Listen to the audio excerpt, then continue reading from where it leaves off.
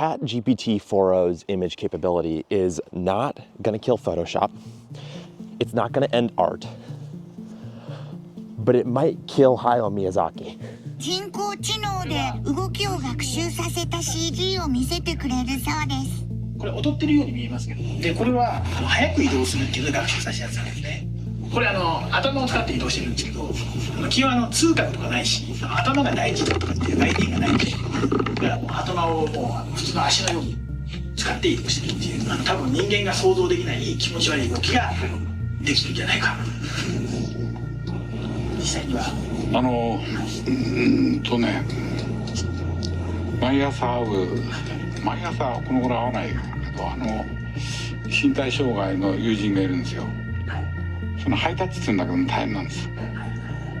彼の筋肉がこわばってる手と僕の手でこうハイタッチで、その彼のことを思い出してね、僕はこれ面白いと思って見ることできないんですよ。これを作る人たちは痛みとかそういうものについてね、何も考えないでやってるでしょ。極めて不愉快ですよね。そんなに気持ち悪いものをやりたいなら勝手にやってればいいだけで、僕はこれを自分たちの仕事をつなげたいとは全然思いません。極めて何か生命に対する侮辱を感じます。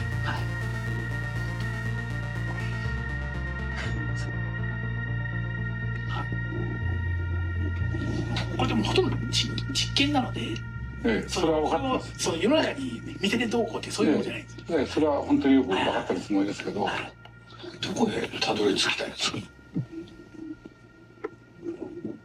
まあ人間が描くのと同じように絵を描く機械を作りたいんだ。はい。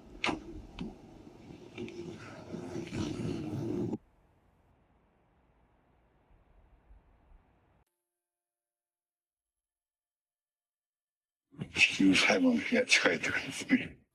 それは人間の方が自信がなくなってくる。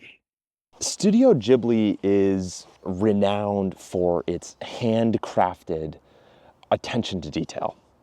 So you can see why its biggest director is disgusted by the AI art that he saw coming on in the horizon several years ago. The fact that Ghibli-fied, quote unquote, art is the meme that took off with ChatGPT 4.0's image capability represents, I think, it's emblematic of a broader concern that artists have about AI and about the coming rapture that is potential with AI. A quick note on Ghibli.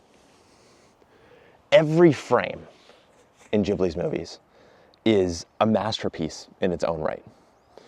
And Miyazaki's insistence that animation needs an artist's hand, the human touch,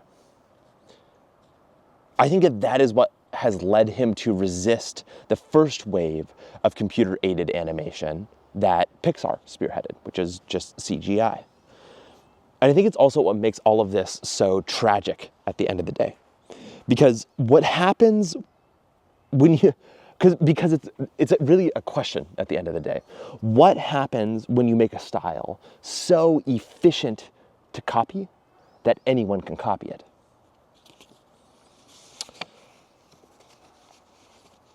I think the best way to think about this is to rewind back to January when the release of DeepSeek R1 happened with China.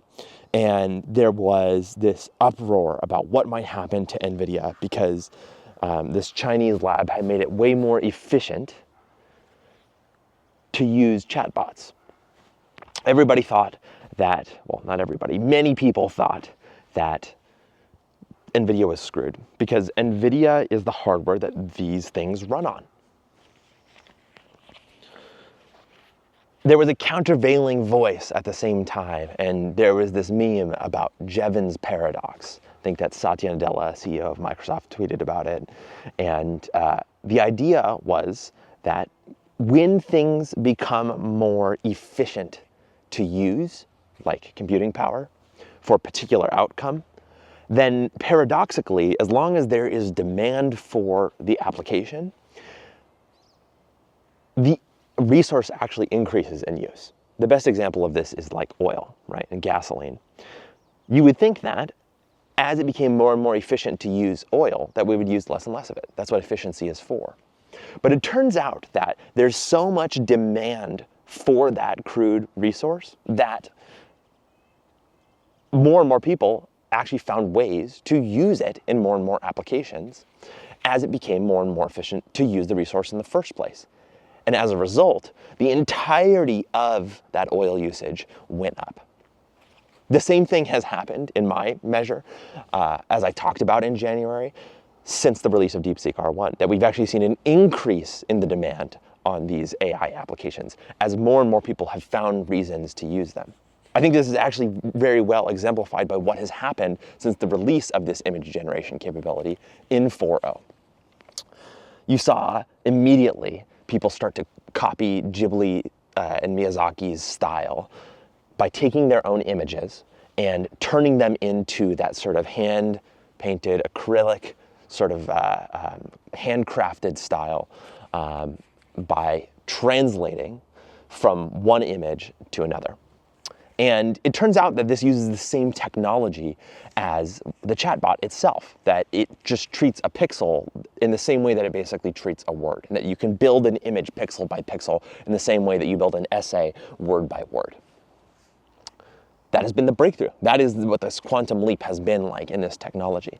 And almost immediately, we started to see people message out, hey, we actually, this is Sam Altman, CEO of OpenAI, or actually, I guess, no longer CEO of OpenAI, but product lead at OpenAI, say, hey, we actually need to have everybody cool down for a second. We're going to rate limit the number of times people can use this because you're just destroying our data centers. The more efficient the application with a higher need for that crude resource has led to an increased usage of the resource in the first place, despite the fact that it's become more efficient. I think there's more to be learned about efficiency, which is that efficiency usually starts out as a shortcut to an end state and leads to unintended consequences in the long term. And the value of a particular resource in a capitalist society often comes from its scarcity, the thing that is hard to do, is slow to do, is hard to get, is slow to get. The things that take a lot of time and effort and are hard to produce are the things that have increased value as long as there is a demand for it. And so value comes from scarcity. My concern is that with art, with something like Ghibli, if the thing that we are consuming this art for is for the style, the thing that is relatively easily copyable with AI, then it is possible that the value of that art will go down. And so the question becomes, are we watching Ghibli's movies purely for the style, or are we watching it for the substance? And to what extent are those things intermingled? To what extent is the fact that all of these frames are hand-painted an expression of the fact that there's so much thought and care inside the characters, inside of the story, inside of the complexity of the decision-making, and all of those things? So what are we consuming this for? Is it the whole, or is it the part? We'll get back to that in just a second. But I really want to quickly talk about the history of technology and tool usage in all of the computing era of art. Because as someone who has spent his life working on videography, I can tell you that usually in the film industry, in my experience, there is more tolerance for the application of technology. There's a whole host of reasons for this. One of which is that videography is a relatively new form of art and started out as a technology story in the first place. I mean, Thomas Edison literally patented the idea of a sort of like particular kind of film camera and basically caused a whole patent war that caused everybody to run west away from the law to escape the enforcement of those patents and created Hollywood. There's a whole history of this intermingling of technology and film. But even more than that, film is just really expensive, right? It is hard to create a movie, and that is in every form. It takes a lot of people, it takes a lot of resources, it takes expensive gear, it takes a lot of time. And every time that you can apply technology, the easier it is for an individual to express themselves in the medium of film. And we have seen this come to blossom in the era of the internet. It's been a long time coming, 100 years, right? I think that something similar could be said about Photoshop, right? If After Effects, Adobe's sort of like visual effects app, added AI to help mask things out, to cut out the individuals in a frame so that way you can put like something behind somebody and create visual effects. Well, very few people complained about that because that was just tedium for the most part. Now, don't get me wrong, it got rid of some jobs, right? It got rid of a particular task, but there were very few people that I saw complaining about that application of AI. I think the same thing is true here. And it's for a couple of reasons. The first one is that a lot of art is the tedium. And whether you think that that is valuable or not is down to you. But at the end of the day, I think that most people feel that the tedium is something that if they could automate away, they will. In fact, many artists hire teams of people to take away some of that tedium to achieve their artistic vision. So there's that. But I also think there's this thing that these AI tools, at the moment at least, and I have to imagine in the long term, are relatively blunt tools. These are things that we are sort of throwing images at and throwing a paragraph or two of text at and hoping that it will come out with the result that we want. We're trusting this thing to express the vision that we have in our minds. And for a sufficiently complex task, that is really hard to do. I'm sure you've heard the phrase, an image is worth 1,000 words, or picture is worth 1,000 words. Well, the inverse is also true then, which is that it must take 1,000 words to describe the picture that you actually want, if not more, right? And even at that point, a lot of times I have to imagine it will be a starting point rather than an ending point.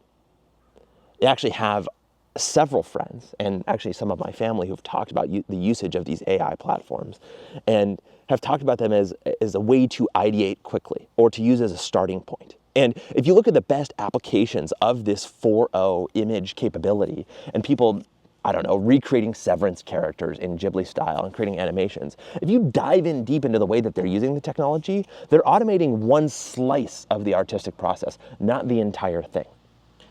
Now, I'm not making any prescriptions here. I'm just saying that the artists that I see out there that are making great art with this stuff and are starting to spearhead this next phase of the whole process, well, they're the ones who are using it as one step in the process, not the entire process in its own right. And so, will it replace Photoshop? For really crude jobs, probably yes. For things that require the blunt instruments in Photoshop, yes. But Photoshop is a very precise tool. And so for a lot of things, AI will be folded into that. Or for a lot of things, AI may be a starting point for that.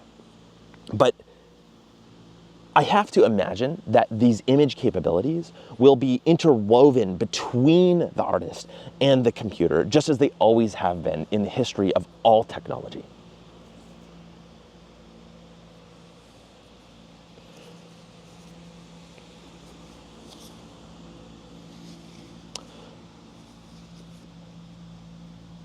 Here's the kind of core thing that I've been thinking about a lot, actually, when it comes to all of that, which is, as we asked before, what is the role of tedium in the work that you're doing? What happens when it takes no effort, no craftsmanship to take an idea to its fruition, to its first execution? What is lost when an idea takes no craftsmanship? I made a piece about this recently in my last video, if you want to check it out. But for me, I can only speak from my own experience. I think that when I take the efficient route to the realization of my idea, a lot of times all of the little pathways that may have caught my interest and may have caught my interest and led to a dead end, or caught my interest and that would have been something that I pursued if I had done it manually, sometimes get lost. And so it is a danger to a particular type of person, like me, to take this technology as an end-all be-all. If not used mindfully, it can lead to a shortcut of the hard work that creativity actually always is. There is something to the fact that in that process of the tedium, sometimes that is what creates the flow of art, and that leads to a more creative discovery. And potentially that creative professions themselves may professionals, I should say, but creative professionals themselves may be tempted to use these shortcuts and lose some of the craft along the way, the necessary craftsmanship that it takes to bring an idea into reality.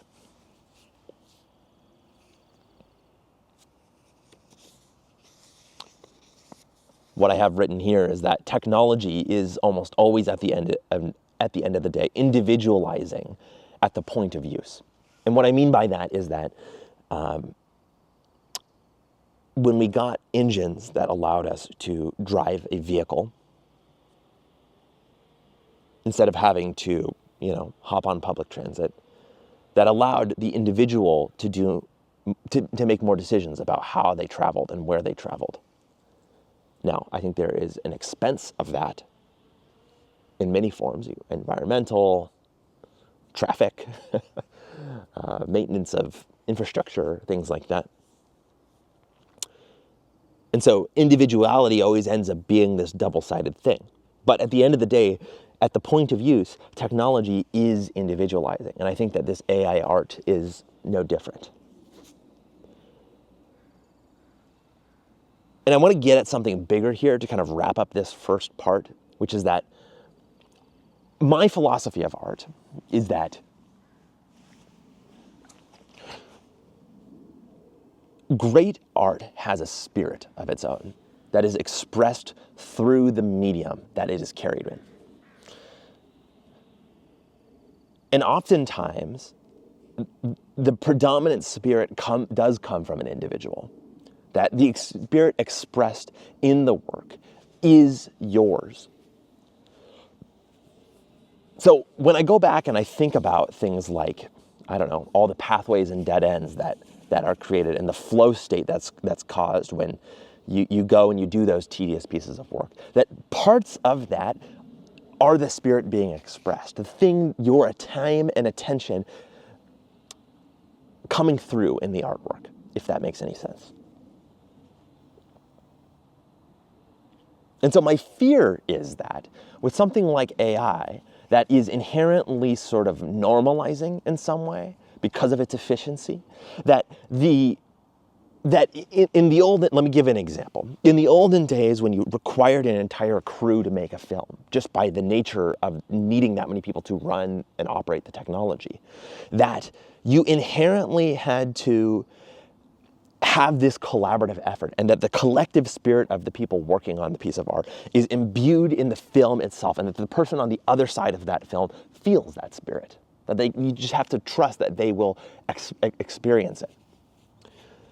But as time marched on, the more and more I was able to set up that camera on my own and not require everyone else. Well, first of all, it's lost some of their spirit, but at the very least, it has my spirit embedded in it, that I have made the decision about where to place this camera and where to put my body and what to cover in this video. My concern with AI is that there is someone else involved, and it's sort of the average of many different things that are collected in one place. And so, in a way, my individuality is still amplified, but in this other way, it's also watered down, because in my work with AI, it is going to give me back something that is A, reflective of what it is that I sort of want to hear, but B, also is something that is an amalgamation of the entirety of the opinion of the internet in one place. I hope that makes sense. And so I do think that there's a difference in using the computer in this average piece of work to water down my individual voice versus just expressing my individual voice with no partner at all versus working with a group of people who have to bounce great ideas off of one another to have the collective taste rise to a level beyond it. And that's sort of where I want to end, which is that for an artist, the reason I believe that artists aren't going away is because I think it does come down to taste. And I think that that has always been what artists provide. So, if ChatGPT isn't going to kill Photoshop, and it's not going to end art, I think that the concern that I have is that someone who does have a lot of individuality will be sucked into using these tools more than they should, and that their voice is then watered down because of that. But if an artist can remain disciplined and use the technology in a way that is mindful, that retains the core of the spirit of the creator in the first place, of the auteur, so to speak, then it suddenly does become an amplifying force.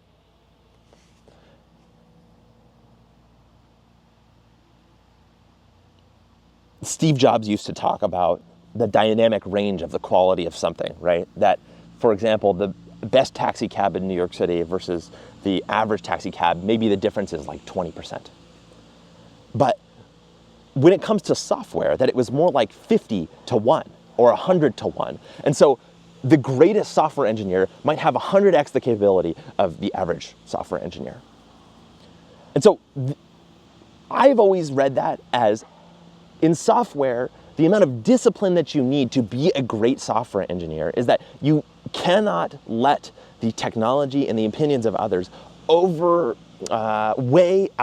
outweigh your own perspective. And that the ones who are most stalwart in their approach oftentimes are the ones who are able to come up with the best expressions of it.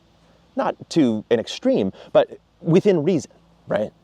And so the discipline needed to only create what is necessary by getting to some more fundamental principle about the thing that you're creating is what gives those developers their genius. And I think the same thing is true about artists as well. I want to bring up Miyazaki as another example here, right? Because Miyazaki, in a lot of ways, is a maximalist in this sense when it comes to taste. He wants to imbue every single frame of a movie. I just want you to think about that. Thousands of frames over the course of a movie with the spirit of the creator.